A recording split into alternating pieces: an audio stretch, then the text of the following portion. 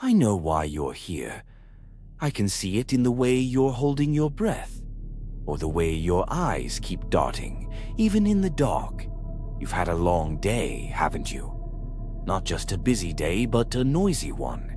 You've been scrolling through 1,000 lives that aren't yours. You've been fed a diet of 15-second bursts of adrenaline, brain rot jokes, and the endless frantic screaming of a digital world that is terrified of being quiet. Your brain feels like it's vibrating. It feels thin, like a piece of gold that's been hammered until it's transparent. We call it doomscrolling, but it's more like a slow erosion of the soul. We've trained ourselves to seek a new spark every few seconds, and in the process we've forgotten how to sit with a single thought. We've destroyed our ability to wonder because we're too busy being distracted. So, I want you to do something that feels almost illegal in this modern world. I want you to slow down. I want you to let the noise of the day settle like dust at the bottom of a glass. Turn off the notifications. Put the phone where you can't reach it. If you're lying down, feel the weight of your head sinking into the pillow. Imagine the electricity in your brain, those frantic buzzing neurons, simply slowing their rhythm. Tonight, we aren't looking for a hook. We aren't looking for a viral clip. We are going to go into the dirt. We are going to go into the places where time doesn't move in seconds, but in seasons. We are going to talk about the small, multi-legged architects of the shadows. We're going to talk about the insects. But I'm not talking about the ones you find in a textbook. I'm talking about the ones that behave like characters in a Gothic tragedy, the ones that use mathematics to cheat death, and the ones that wear the bodies of their enemies like a coat of armor. This is part 1 of our 4th entry into the Ink Black Archive. Let's descend. Imagine you are standing at the mouth of a cave in New Zealand. The air is cold and heavy with the smell of wet limestone and ancient earth. You step inside, and the darkness swallows you. You keep walking until the light of the entrance is a tiny, fading needle prick behind you. You are in a place where the sun has never reached. You look up, and for a second you forget where you are. Your brain, still tired from the day, tells you that you are outside, because the ceiling of the cave is covered in thousands of brilliant sapphire blue stars. They are shimmering, they are beautiful. It looks like a galaxy has been trapped underground. You feel a sudden sense of peace, a heaven found in the bowels of the earth. But as you stand there mesmerized, you notice something hanging from those stars. Long, glistening threads of silk, dripping with clear droplets. They look like strings of pearls hanging in the dark. You reach out, captivated by the beauty, but you stop, because this isn't a galaxy. This is a slaughterhouse. These are the Arachnocampa luminosa, the New Zealand glowworms. But they aren't worms at all. They are the larvae of a fungus gnat. And that blue light, it isn't there to guide you. It's a chemical lie. You see, in the absolute darkness of a cave, light is the ultimate currency.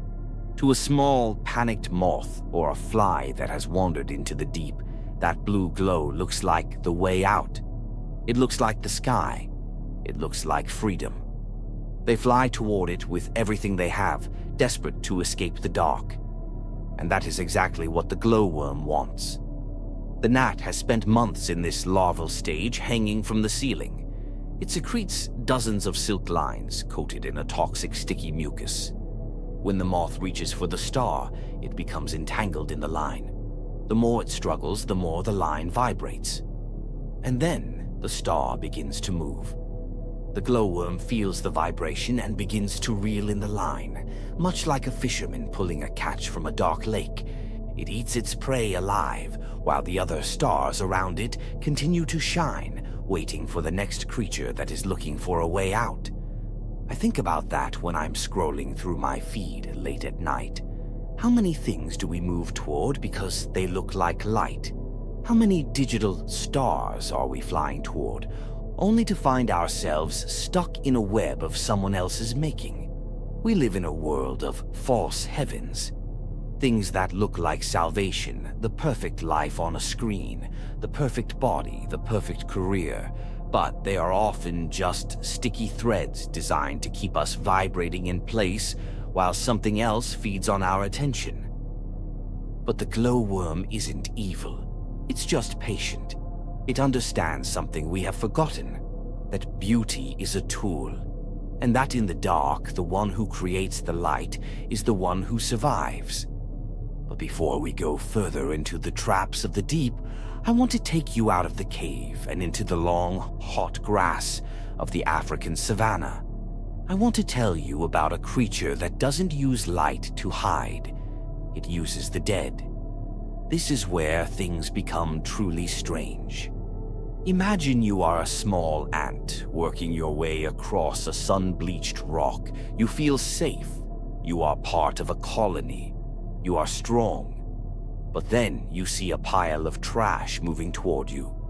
It looks like a collection of dust, bits of bark, and something else. As it gets closer, you realize what it is. It's a heap of empty, dried-out ant husks. It is a walking graveyard. This is the Acanthaspis petax, the assassin bug. It is a master of the armor of ghosts. When this bug kills an ant, it doesn't just eat the insides and move on. It uses a special secretion to glue the empty exoskeleton of its victim onto its own back. It builds a tower of corpses. Sometimes it carries 20 or 30 dead bodies at once. Why? Because when a spider or a bird looks down at the ground, they don't see a juicy, vulnerable bug. They see a pile of garbage. They see a mess of dead ants that have no nutritional value. The assassin bug hides its identity by wearing the history of its kills. I find this profoundly unsettling, but also familiar. Don't we all carry a pile of ghosts on our backs? We walk through our lives carrying the versions of ourselves that didn't make it. The person we were before that heartbreak, the person we were before that job failed. The version of us that tried to be someone else just to fit in. We glue these husks to our identity because we're afraid that if people saw who we actually were, vulnerable, soft, and alone, they would find us too easy to hurt. We wear our past mistakes like armor, hoping that the pile of trash we've become will keep the predators away. But the weight of those bodies is heavy, isn't it? The assassin bug can barely move under the weight of its tower. And sometimes we get so busy building our armor that we forget how to just be. But the assassin bug has a cousin, one that doesn't use the dead to hide. It uses the very fabric of time. If you think your life is moving slowly, I want you to consider the Periodical Cicada. Right now, beneath the soil in certain parts of the world, there are billions of creatures sitting in the absolute dark. They aren't moving, they aren't singing. They are just waiting.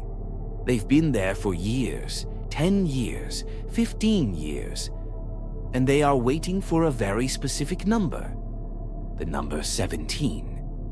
Every 17 years, these cicadas emerge from the Earth in a wave so massive it can be seen from space. They cover every tree, every house, every car. Their song is so loud it can reach 100 decibels, the sound of a chainsaw. But why 17 years? Why not 10? Why not 15? Because 17 is a prime number. In the game of survival, predators usually have life cycles that are 2, 3, or 5 years long. If the cicadas came out every 12 years, the predators with 2, 3, 4, and 6-year cycles would all be waiting for them. It would be a massacre. But by choosing 17, a number that can't be divided by anything but itself, the cicadas ensure that they almost never sync up with their enemies. They have outmathed death. They spend 99% of their lives in a cold, silent coma underground, just for a few weeks of singing in the sun. They are the ultimate practitioners of the long game. I think about them when I feel like I'm falling behind. We live in a world that demands we emerge every day. We have to post, we have to show up, we have to be on. We're terrified of the dark. We're terrified of the waiting periods of our lives. But the cicada knows that the dark is where the strength is built. The dark is where the math is done. There is a dignity in the wait. There is a power in knowing that your time hasn't come yet, and that when it does, it will be so loud that the whole world will have to listen. I'm going to pause here. I want you to think about those three things. The false heaven of the gnat, the armor of ghosts of the bug, and the long wait of the cicada. Which one are you tonight? Are you flying toward a light that might be a trap? Are you carrying a tower of old versions of yourself on your back? Or are you sitting in the dark counting the years until it's your turn to sing? The shadows in your room are longer now. The brain rot of the day is starting to fade. You're beginning to remember what it feels like to be a real, thoughtful human being. I have so much more to tell you. I want to tell you about the zombie snail that is turned into a neon sign by a parasite. I want to tell you about the ants that act like a single liquid mind. And I want to tell you about the moth that drinks the tears of sleeping birds. We talked about the brain rot earlier. That feeling of being a hollowed-out vessel for other people's noise. It's a modern parasite, isn't it? It eats your attention, then your memory, and finally your ability to feel anything but a shallow, twitchy anxiety. But nature has been perfecting the art of the parasite long before we ever invented a screen. If you thought the armor of ghosts was unsettling, I want you to prepare yourself.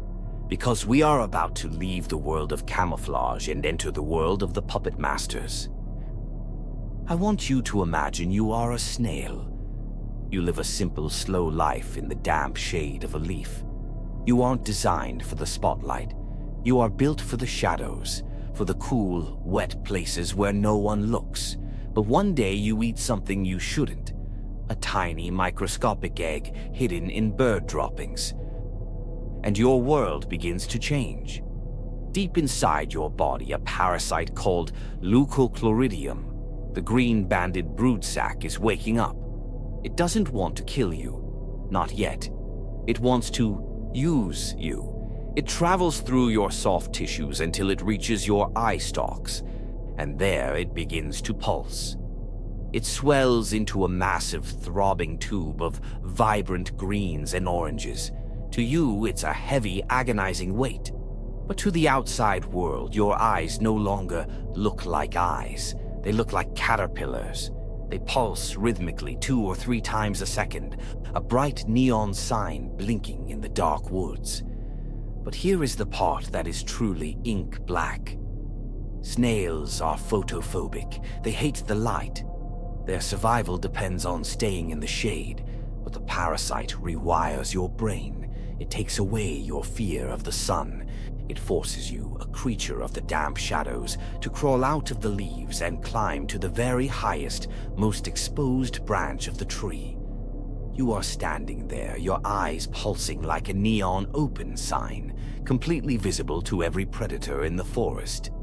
You are a prisoner in your own body, forced to stand in the spotlight and wait for a bird to come and rip your eyes out. Because that is the only way the parasite can complete its life cycle. It needs to get into the stomach of a bird. I think about that when I see the performative nature of our modern world. How many of us are like that snail? We were built for quiet lives, for deep thoughts and private moments. But we've been infected by a culture that demands we crawl out to the highest branch. We pulse our lives in bright colors, our dinners, our vacations, our heartbreaks, hoping for the bird of attention to notice us. We've lost our photophobia. We've lost our healthy fear of being seen. And we wonder why we feel so exposed. We wonder why we feel like something is eating us from the inside out. We are being puppeteered by an algorithm that doesn't care if we survive, as long as we keep pulsing for the world to see.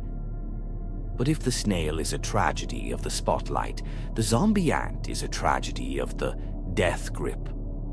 Deep in the tropical rainforests of Brazil, there is a fungus called Cordyceps unilateralis. It's a name that sounds like a spell, and in a way, it is. When a spore of this fungus lands on a carpenter ant, it doesn't just grow. It infiltrates the ant's nervous system. But it does something bizarre. It leaves the brain alone. It keeps the ant conscious. It just takes over the muscles. The ant begins to walk away from its colony. It starts to climb. It's looking for a very specific environment, usually exactly 25 centimeters above the forest floor, on a leaf pointing northwest with a specific humidity level. When it finds the perfect spot, the fungus gives the final command, the death grip. The ant sinks its mandibles into the central vein of the leaf. It bites down with a strength that is physically impossible for a normal ant. It locks its jaws so tightly that even after it dies, it cannot be removed. And then the fungus grows. A long, thin stalk erupts from the back of the ant's head. It looks like a horn. It looks like a crown. And once it's tall enough, it bursts, raining spores down onto the trails below, waiting for the next ant to walk by. I find a strange, haunting comfort in the death grip. Not because it's cruel, but because it's a reminder of what happens when we become obsessed. We all have a death grip in our lives, don't we? That one thought, that one goal, that one person we've bitten down on so hard that we can't let go, even as it destroys us. We think we're in control. We think we're climbing the leaf because we want to. But really, we're just being moved by a spore of an idea that we didn't ask for. We are locked in place by our own jaws, waiting for the end to grow out of the back of our heads. But let's move away from the zombies for a moment. I want to take you to a place of strange, parasitic intimacy.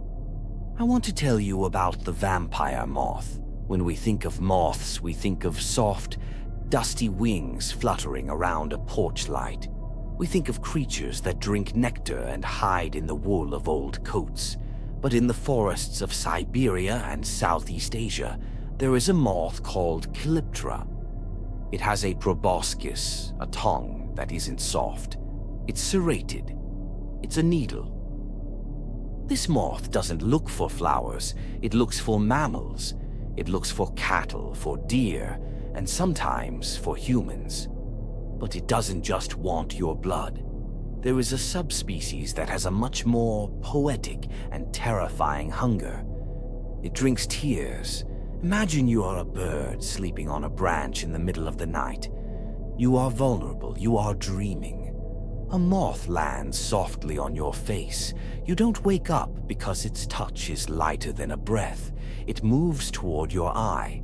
It inserts its serrated tongue under your eyelid and begins to drink the moisture from your eye. It feeds on your sadness. It feeds on the very thing your body uses to protect itself.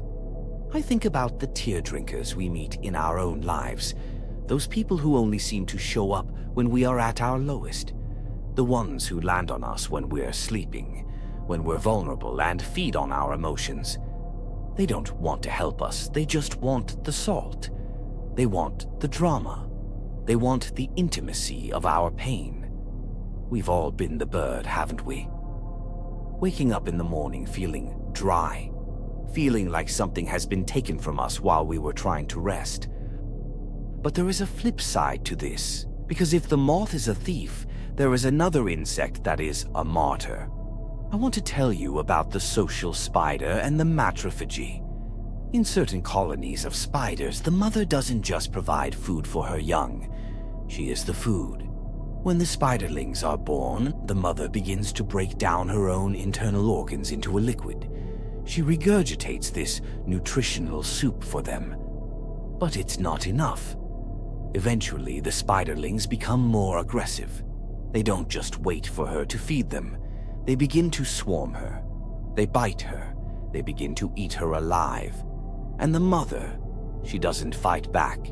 She holds still. She lets them consume her piece by piece until there is nothing left but a hollow shell.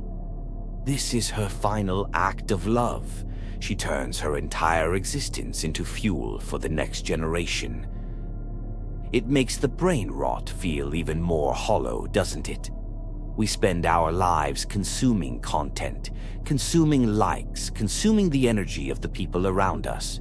We are like those spiderlings, always hungry, always swarming. But we rarely stop to ask what or who we are eating.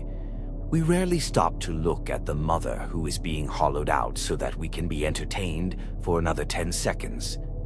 I can see the red behind your eyelids now. The vibration in your brain is starting to slow down. You're beginning to feel the weight of these stories.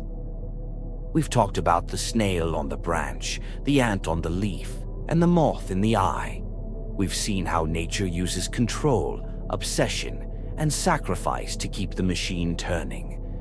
But I haven't told you about the liquid mind yet. I haven't told you about the creatures that have given up their self entirely to become part of something much larger and much more terrifying. I'm going to pause here. Take a breath, a long, deep one, the kind of breath a moth takes before it lands. I want you to do one more thing for me. Unclench your jaw, let your tongue drop away from the roof of your mouth, feel the air moving in and out of your lungs. It's a simple thing, isn't it? Being a self, having a name, having a boundary where you end and the rest of the world begins.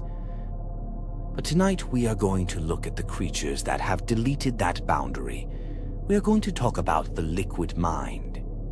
In our world, we are obsessed with being individuals. We want to be unique.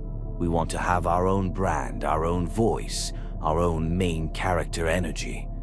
But in the world of the insects, the self is a luxury that almost no one can afford. Imagine you are an army ant. You are blind. You are small. You are by yourself, almost completely helpless. You don't have a map. You don't have a plan. You just have a chemical trail and the touch of the sister in front of you. But when you are part of the swarm, when you are one of a million, you become something else entirely. You become a superorganism. Army ants don't build nests in the dirt or the trees. They don't have a house. They are the house. When they need to rest, they form something called a bivouac.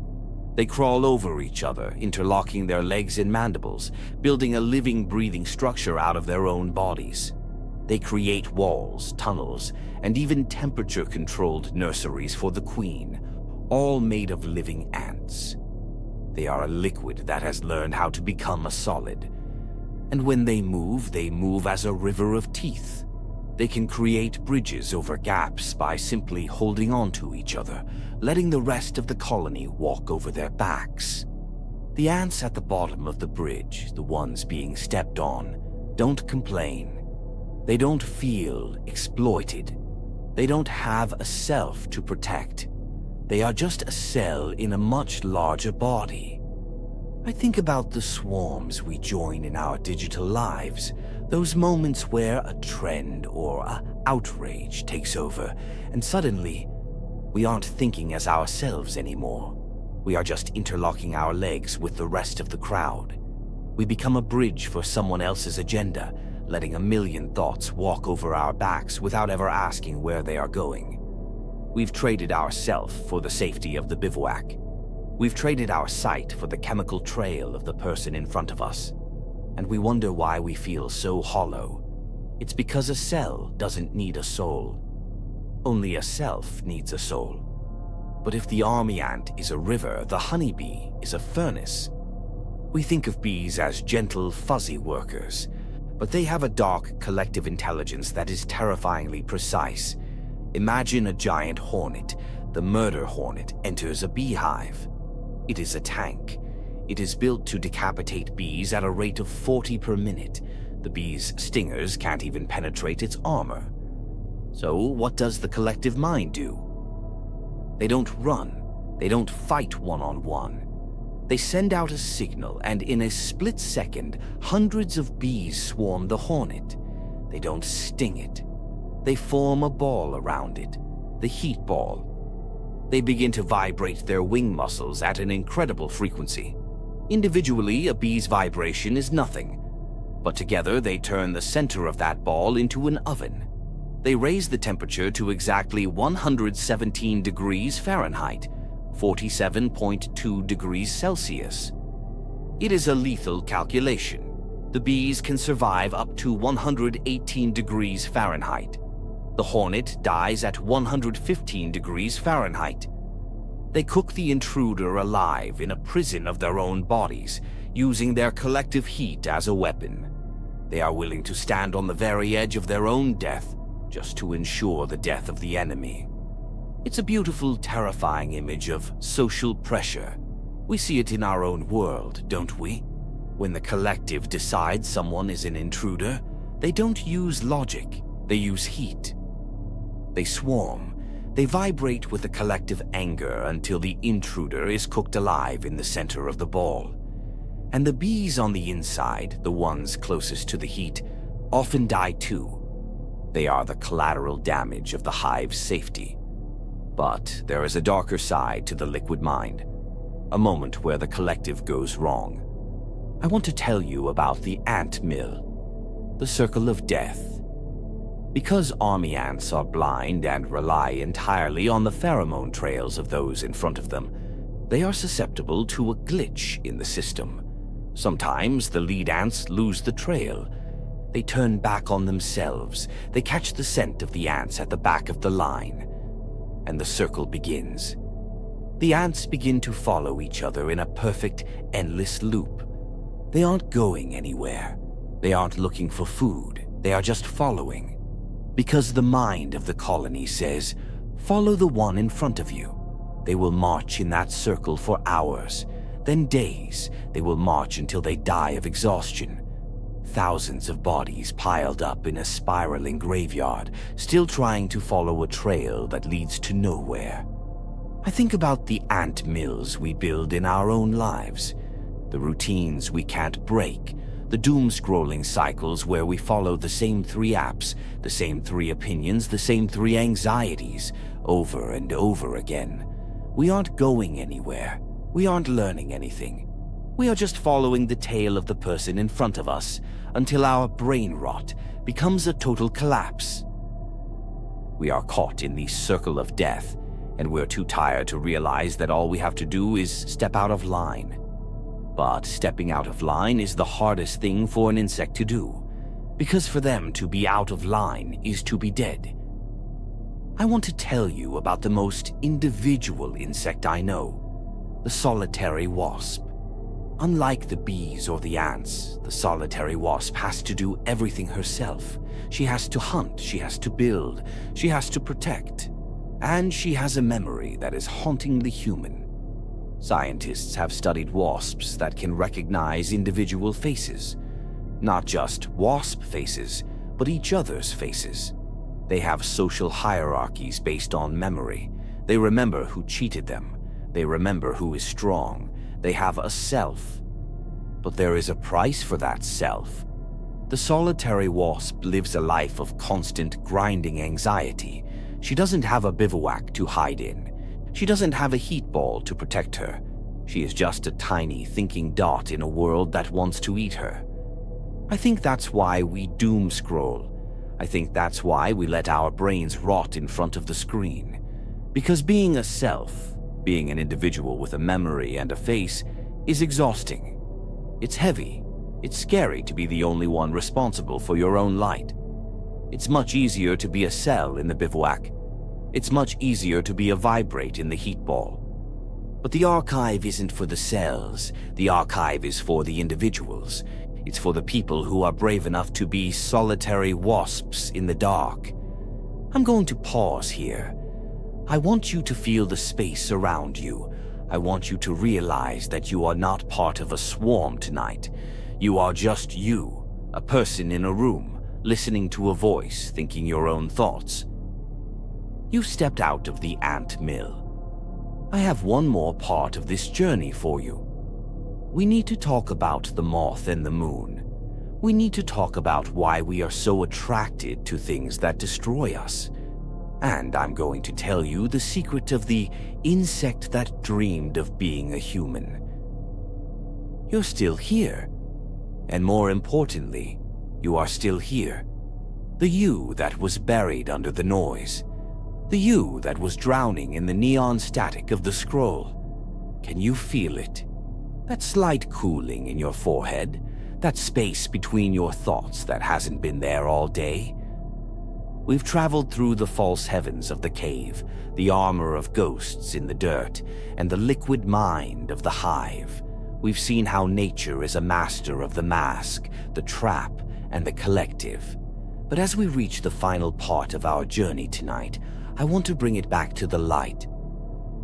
Not the flickering blue-white light of your screen that has been eating your dopamine for the last 14 hours. I'm talking about the ancient light. The light that our ancestors and the ancestors of the creatures we've talked about used to find their way home. I want to tell you the real story of the moth and the flame.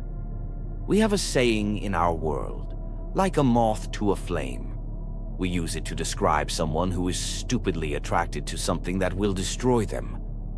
We look at the moth hitting the light bulb over and over again, and we think, how can something be so mindless?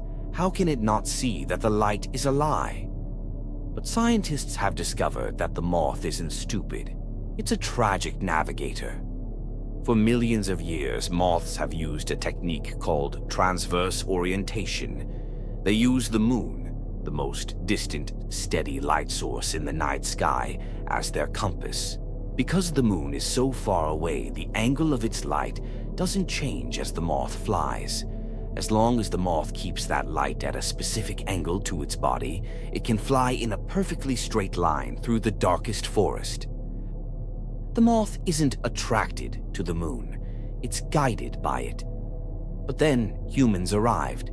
We built campfires, we built streetlights, we built the LEDs on your nightstand, and to a moth, a light bulb looks like the moon, but it's too close. When the moth tries to keep that fake moon at a constant angle, the geometry fails. The only way to keep a constant angle to a close light source is to fly in a spiral. The moth isn't trying to commit suicide. It's trying to fly in a straight line. It's trying to go home. It's just that the world has changed too fast for its ancient brain to understand. It is trapped in a spiral of its own evolution, spinning closer and closer to the heat until its wings are scorched by a light it thought was a guide. I think about that when I look at us. We are moths of the algorithm.